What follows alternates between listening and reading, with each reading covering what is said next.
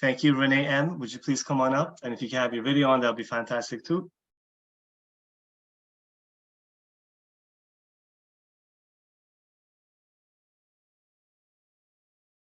Renee, are you there? Yes, can you hear me? Yeah, we can. Please Hi, go ahead with can your you hear question. me? Okay. Yes, ma'am. Thank you so much. Video? Okay. Yes, Thank you so ma'am. much. Thank you to everybody for being of service. Okay, so this is my question. So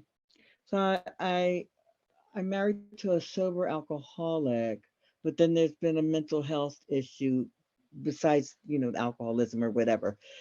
And I'm working the program in all my affairs, but I would appreciate if someone could kind of address that, because on one hand, it's not alcoholism, it's a different mental health, but they're all kind of connected also. Yeah, so I'm struggling a little bit with, I don't know how to differentiate between that and the alcoholism, and it all seems like it comes together, but at the same time, it seems kind of separated. So I don't know, maybe someone can address it, maybe someone can't, I don't know. Thank you, Renee. Thank you so much. Whoever's moved from our messengers, please just jump on.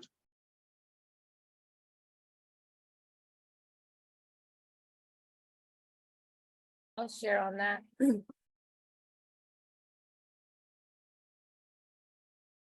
going to use the example of my mother and many of those that I've loved and cared for, and as an alcoholic. And my mother had alcoholism, and she also had mental illness and Alzheimer's. And a lot of times I would get busy, caught up in which one of these diseases I'm dealing with. So they each have a manifestation of the same thing, right? So a lot of times I'll be like, they'd be like, oh, that's her Alzheimer's. I'm like, she's been doing that my whole life. But now you want to call it that? I think now she gets to do that and get away with it because you're calling it that. And somehow I remember I was always, because I'm also the alcoholic that is just, again, I'm always trying to manage and control and play God, and it's all about self. Or my dad with Parkinson's, and I'm like, Daddy, you sure you don't want to lay down? You'd be more comfortable. It turns out I needed you to lay down because I'm uncomfortable looking at you. And so really what I found, and it was actually a doctor that told me, because I was like, we got to run more tests, or we need to really address. I called the Center of Diseases. I called Alcoholism and Drug Center of whatever, Alzheimer's Association. Have you ever guys examined what it's like to have Alzheimer's and alcoholism? Which one do I deal with? And it was to this doctor says, does it really matter? All you need to know is that you're dealing with illness and you can't change it, right? You can't do much about it. So it's all about focusing on how you're going to navigate through that. And so that's what I have found, that it could be, I have bipolar, it could be this, but really overall, I'm dealing with an illness in which I on my own cannot conquer. And so I'm going to need support. And it first starts with me, because really the challenge is with me and how I'm looking at it and thinking I can deal with it. So that's been my experience with it, is once I remove me, then I can ask for God's help and guidance on how do I stay sane in that insanity, and what's my assignment, and where can they get more help and support. And that's what I've done. So I hope that helps in some way. Thank you so much for your question. Thank you, Theresa, for the answer. Anyone else moved from our messengers to say something on that? Melissa, would you come on up, please? Oh, one more time. Hey everybody, Melissa Alcoholic. Thank you for your service. Hi Theresa, I was thinking about you today too. Larcine, my condolences. So my question is actually on step 2, which is where I'm approaching coming back from a relapse. And I think I'm struggling because I'm not quite at the inventory. Like, how do I see the insanity that I need to be? Like, how do I see in the areas that I'm insane before I get to step 4? Like, what were some of the things that you guys did well, any exercises or whatever, I don't know, between acknowledging your powerlessness and making the decision before you get to the inventory process to see that you needed to be restored to sanity, if that makes sense. So that's my question. Thank you, Melissa.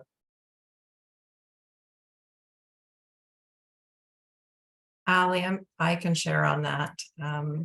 Jen, thanks for your question, Melissa. For me, my whole life spent really differentiating myself, distancing myself, separating myself, whatever you want to call it.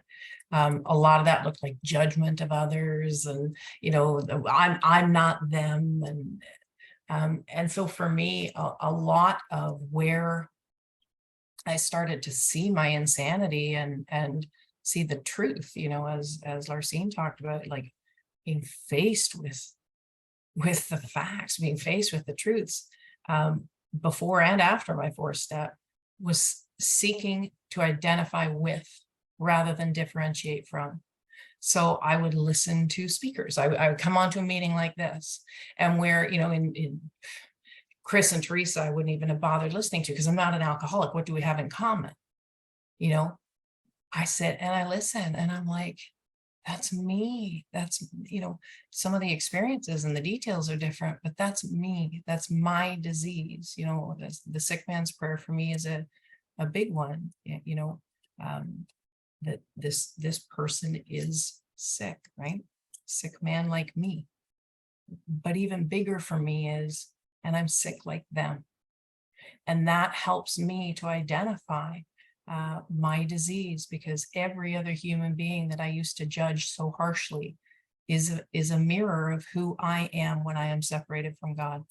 So when I stopped seeking to not be like them and started seeking to see where I was like them, it changed my life. It changed everything for me. And I used to, I'd listen to a Larcine or a Theresa, and they'd say something. I go, oh my God, I'm the problem. And it was like, this is awesome, because now there's a solution, right? If I'm always the victim, and I'm relying on them for my solution forever.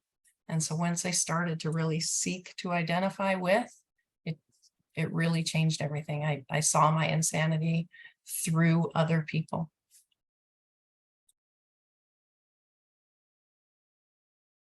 Thank you, Jen, so much for the answer. We have no more hands up, so Mr. Ralph White, would you come on up, please? Can I answer her too, or just one answer? Oh, I'm sorry. No, I didn't know. Okay, please go ahead, and then Ralph will come up after. Please go ahead. One of the things that was important for me to look at insanity was to take off the table what my perception of insanity was, right? Because I'm thinking insanity is somebody walking around talking to themselves. And so how I began to look at the insanity was as I gathered up evidence of my illness, right? So when I looked at illness being an allergy of the body and the obsession of the mind, if I really, even if I wrote that down, how many things, just like the story of the jaywalker, how many things that I do that I tell myself I wasn't going to do it, then I did it. How many times that, all these choices that I was making that anyone else would look at and say, what the hell is wrong with you? And at the time, I really thought nothing was wrong with me. My alcoholic life was normal. So the very first thing I think that was helpful for me to look at the insanity was to be willing to be honest about my behavior, right? When I'm under the grip of alcoholism, especially when there is an answer, especially when I can see that I'm harming people, or I'm causing problems, or I had to actually look at that and see that that's not normal, right? That's completely insane. Only an alcoholic will be told that they have an illness and go home and say they don't. I've sat across a lot of people got diagnosed with an illness, and despite their first reaction of being told they have whatever, they have cancer, they have whatever, the shock or the dismay or the anger, their immediate reaction is, let's do the treatment. Only the alcoholic goes, and that's insane, right? You're telling me I'm ill and I need to treat it, but you know what I'm gonna do? I'm gonna go home and figure it out. As a matter of fact, I'm gonna take a drink and think about it. And I had to really start looking at that and going, wow, that's insane. Any normal way of thinking would not do that. And I looked at those similarities, listening to the stories, as well as writing my own experience with doing things that if it was somebody else, wouldn't I think they were crazy? And more importantly, that doesn't make me a bad person. That makes me an ill person. And I found compassion in that. And I found hope in that. Because I stopped trying to not be insane. And I looked to see where I was. Because then I knew I was really going to need some help. So I hope that helped. Good seeing you. Love you mucho. Thank you, Theresa. Mr. Ralph White, would you come on up, please? And we'll get Tina after. My name is Ralph White. I'm an alcoholic, and I'd like to thank all the speakers. Chris is not here. Thank you, Jen and Larcine and Theresa. Wow. Larcine, I really want to thank you for sharing Butch with us for all these years. I really, really do. Hell of a man. And question, and I don't know if all three of you, I do know that Theresa recently has experienced same thing you're going through to an extent, Larcine. I'm wondering if there have been events or in the light of events recently, how is the third step? Has it evolved or changed, or has that, what does that look like in light of current events? And I know Theresa and Larcine, I don't know if that applies as much, Jen, but I do know with both of them, I'm interested. Hi, Ralph. Thank you. For me, it's only made it stronger because that is my literal lifeline. And it is. It's otherwise I would be nuts. I would be crazy. I would be standing in the middle of the street waiting to get run over or do whatever because I just want to get out. I want to run away. I don't want to feel. But for me, this, having God in my life it's the lifeline. It's because I know it's there. It's been proven to me over and over and over again. And, and like I say, my feet have been trained well. I know that it is the answer. My heart's broken. And so that's been the difficult part because I've never had to deal with it with a broken heart before. And that's what's making the journey different. But I know the path, and I'm grateful to you and Theresa and all the people. I love alcoholics, as you guys well know, and I don't want to like you, but you make yourself irresistible to me, and I can't help it. But it's because of listening to you and hearing your journeys and hearing your difficulties that I know that that's the answer. I know it's my answer. And for that, I am grateful.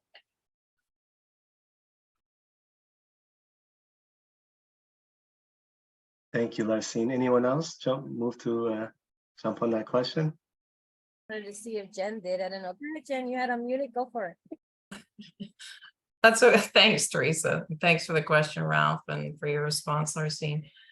For me, we have, my partner and I are undergoing some significant changes and lots of fear around finances and things like that. And what is life going to look like? And the third step prayer for me is, is placing all of that in God's hands. And for me, one of the things, I think the difference, I came to believe, absolutely, came to have faith in, that's a really different thing for me, because I'll believe it when I see it. And I got lots of things I can point to, but this is something where I have no idea how this is possibly going to turn out okay.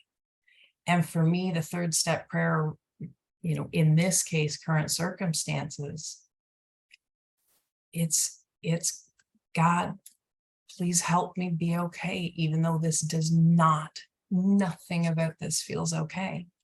And then I am. And that's the beautiful thing about this is having that faith that allows me to know, even though it doesn't feel okay at all, I can then do the next right thing. I can see the path. I can make choices that aren't reactive to that fear and that are serving God and I believe fulfilling my purpose. And it's a really different thing. It's a really different experience for me versus trying to navigate on self-reliance through a really, really tough situation. So thank you.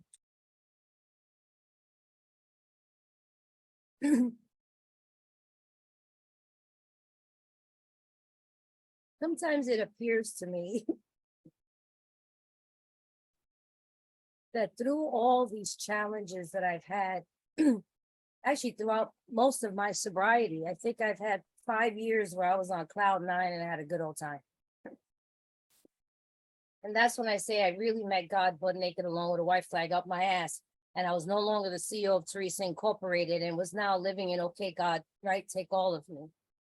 And to be caregivers to people who have chronic illnesses who also harm me or abuse me, where our relationships were estranged, or my dad that I love so dearly, it had required for me, it required that I stretch that spiritual muscle when I make that, I have to make that decision, right? I've got to, because I am so powerless. If there's anything, I mean, there's so many areas of experiencing the inability to change that current situation, and that's death, someone dying, my own illnesses, even like the doctor after mommy, right? You got a broken heart, like literally, I didn't even know that was a thing. I thought it was a metaphor, right? I have to say there has to be a power greater than all of that, because I within myself am nothing.